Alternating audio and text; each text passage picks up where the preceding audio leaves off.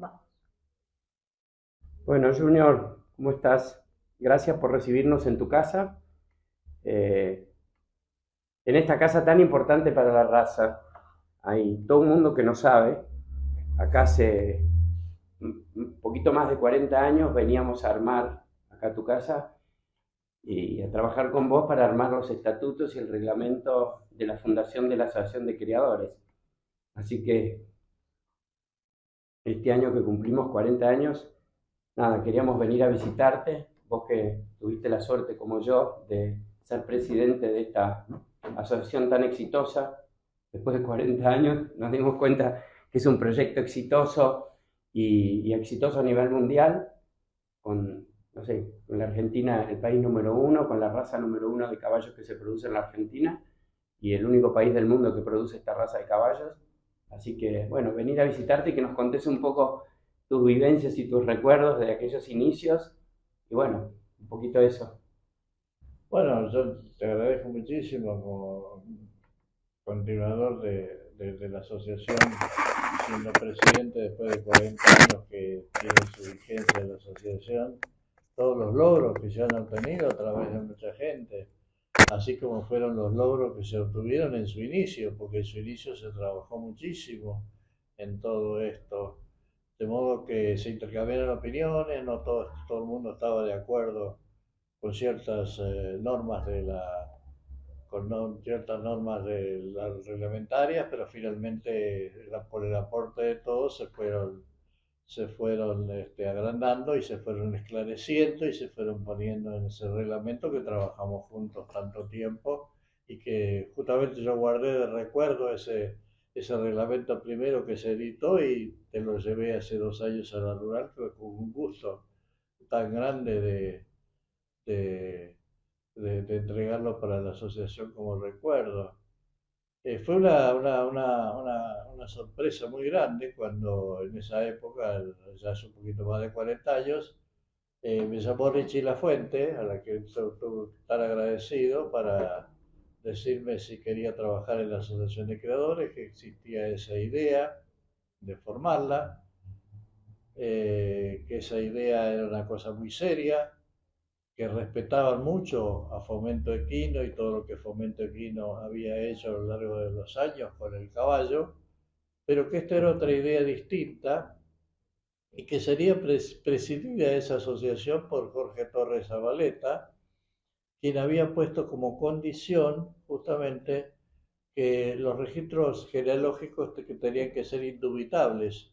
Entonces él sugería que fuera la Sociedad Rural Argentina como primer paso para justamente que esto sea progresivo, porque si no decía va a ser una reunión de criadores que finalmente no va a tener una institución muy grande, pero sí es muy importante que los registros tengan su validez y si la asociación, si la sociedad rural lleva los reglamentos de todas las razas, nosotros tenemos que estar allí para hacer raza.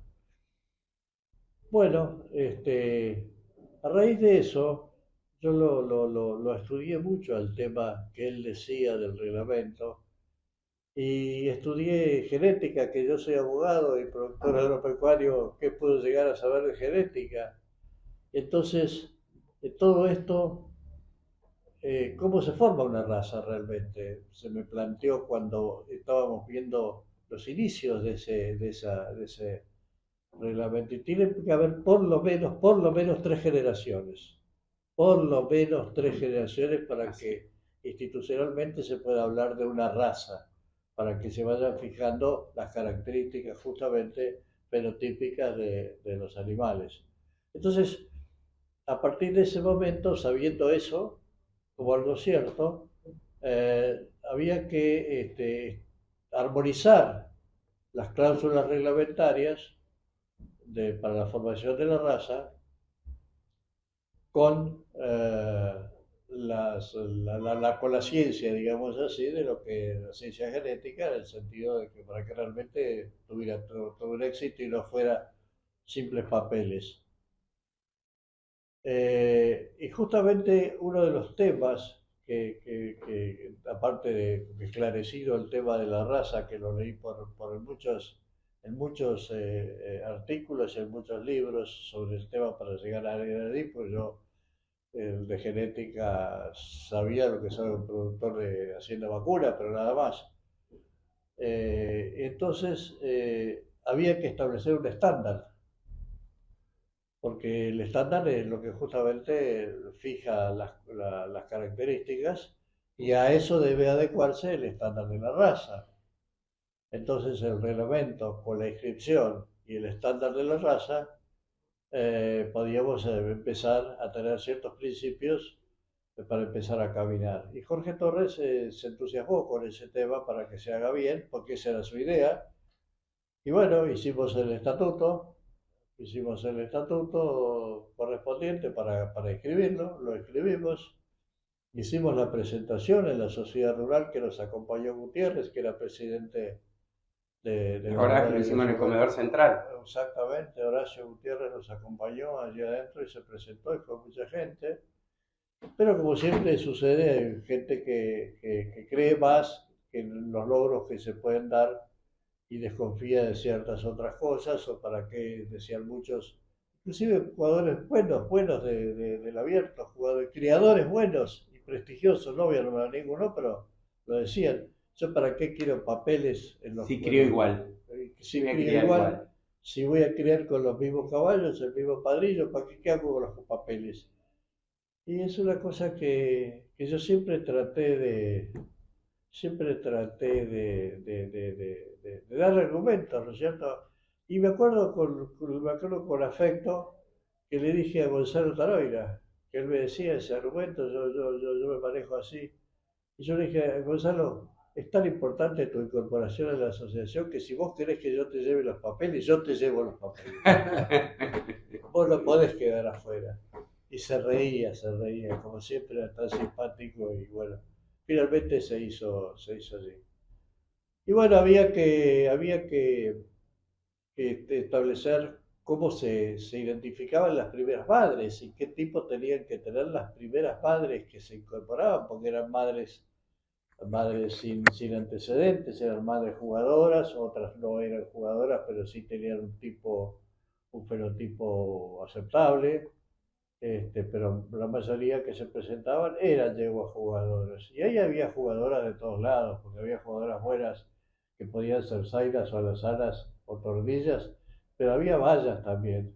Había vallas. Y yo sostenía que si eran vallas y se había jugado bien, y bueno, esas yeguas tenían que estar incorporadas también, por más que sean vallas. El pelaje no le va a hacer nada porque yo conozco generaciones de yeguas vallas que pueden ser 5 o 6 generaciones juntas que han jugado al polo. Creo que hasta Bariola jugaba Ahora algo. juegan las vallitas. La vallita famosa de Bariola era un ejemplo para todo eso. Entonces, bueno, se fueron incorporando así de a poco, pero teniendo muy en cuenta la calidad se tenía en cuenta, se recomendaba mucho la calidad de las inspecciones, se recomendaba mucho los aplomos también, este, se recomendaba mucho en los cuartos de los animales, en las patas, bueno, había una ciertas cosas y los antecedentes jugadores, ¿no es cierto? Y Junior, después en el reglamento ese y en el estatuto que se trabajó acá en este departamento, en tu casa, introdujimos algo bastante distinto, que en ese momento no era, que íbamos a introducir la inseminación artificial, el trasplante embrionario. Pusimos cosas como muy modernas para aquella época, ¿no? Y la palabra aptitud Sí, también. Digo, que no eran, yo que venía de trabajar en fomento equino, no era una palabra que se utilizara no, para los cruzamientos o para formar una no, raza. no. Viene bien que lo recuerdes, viene bien porque yo te voy a contar cómo lo viví. Hablaba en ese momento que la raza Puerto de Villa tenía autorizado en Estados Unidos la inseminación artificial, ¿no? Y a mí el tema de la inseminación artificial en ese momento para caballos, como criador desde que tengo 7 años, era una cosa que, bueno, Me parecía que podía ser posible, que sabía que científicamente era bueno, que genéticamente era bueno, pero me costaba llevar adelante eso que hicimos después, cuando ya la asociación tenía como un año y medio de fundación, o sea, la habíamos puesto como posibilidad, pero no estaba sancionada. Y dentro de las investigaciones, dentro de las investigaciones y los conceptos válidos de la cosa, me acuerdo que me reuní con Enrique Olivera cuando era presidente de la cooperativa de criadores de caballos de sangre pura de Carrera. Me junté con él, Él tenía un aras, hay que él aclarar que él tenía un aras Los Olivos. tenía hablar a Los Olivos, exactamente, y había sido presidente, un hombre muy serio, muy respetado en todo sentido. Y yo le hice la pregunta Enrique, yo quiero que vos almorzando con él, Enrique, yo quiero que vos me digas el concepto de la inseminación artificial para proponerla o no en la Asociación de Creadores. La Asociación Sangre Pura de Carrera la tiene prescripta por una cuestión de negocios o es una cuestión de moralidad de creación. Me dijo, no, es una cuestión de negocios. Entonces ahí se va el espíritu del creador y bueno, no se quieren meter en ese tipo de cosas por muchos motivos, pero en el fondo es una cuestión comercial. Bueno, si era una cuestión comercial, si era una cuestión comercial, me acuerdo que lo conversé primero, creo que lo conversé con vos, lo conversé con Richie Lafuente también. Y Richie Lafuente me dijo, llega el momento de introducirnos en ese tema de la inseminación artificial. Y ¿sabes por qué? Me acuerdo bien porque Richie promovía mucho en su explotación agropecuaria, claro, y en sus rodeos de cría, que los Lafuente eran adelantados en el manejo, claro, ellos tenían mucha inseminación artificial en vacunos, claro, entonces para Richie era una charla, era algo común, era normal poder hablar de inseminación artificial en bovinos, claro, y él por eso no se opuso nunca.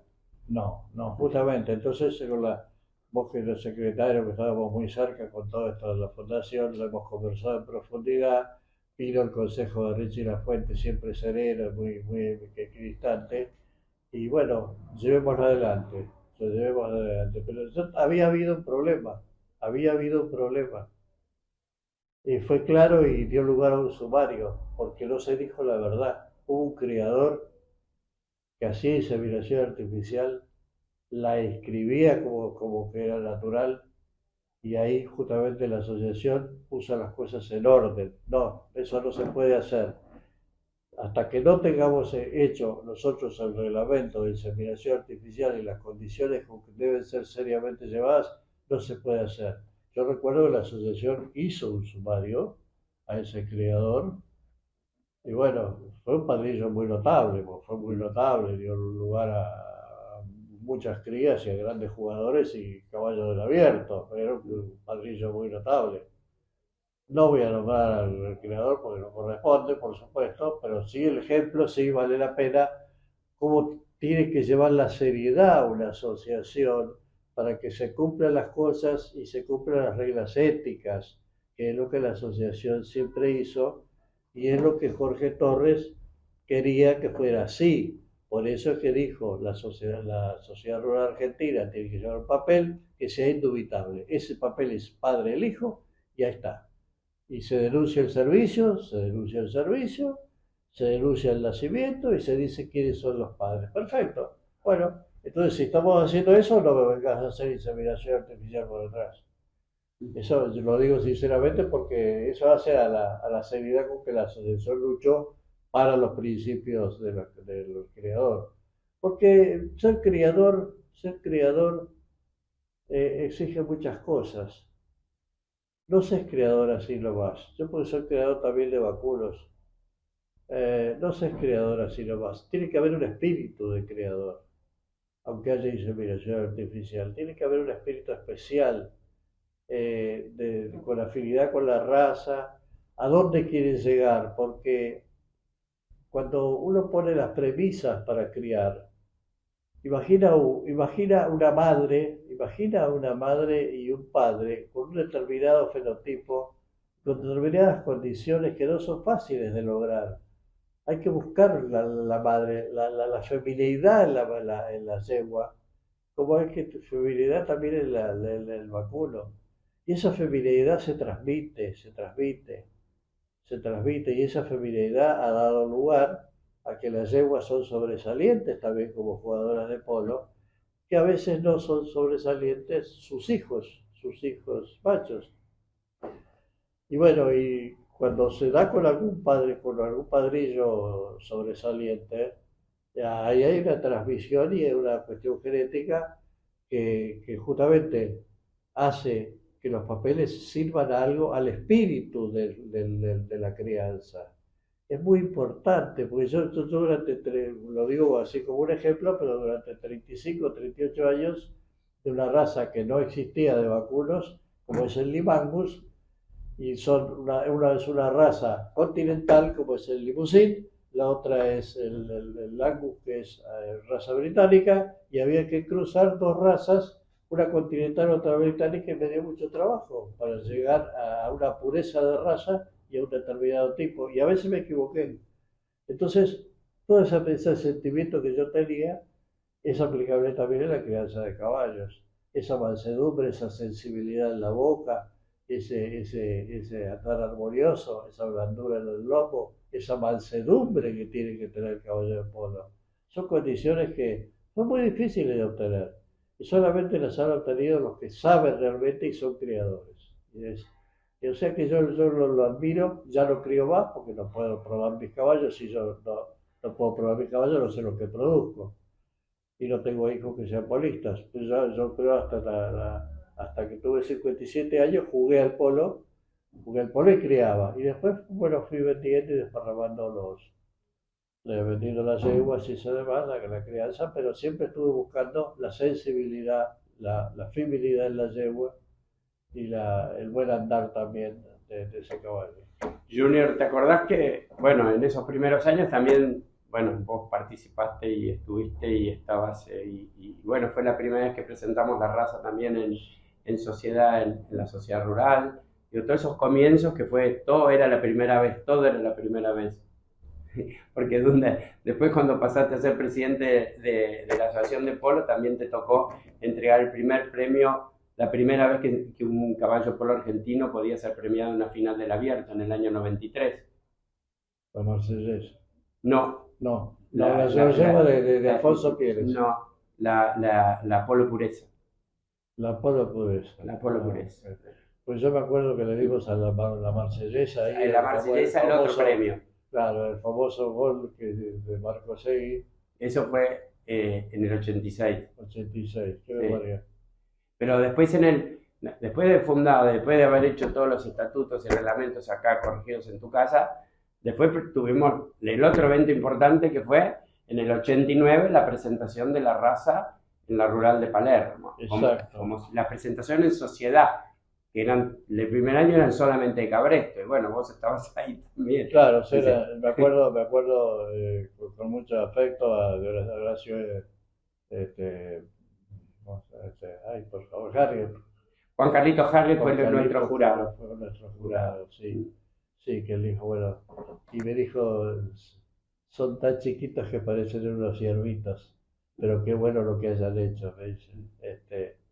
Porque a los 2 años ahí hay que recordar también con mucha gratitud a Frenkel Santillán, que nos ayudó en la presentación.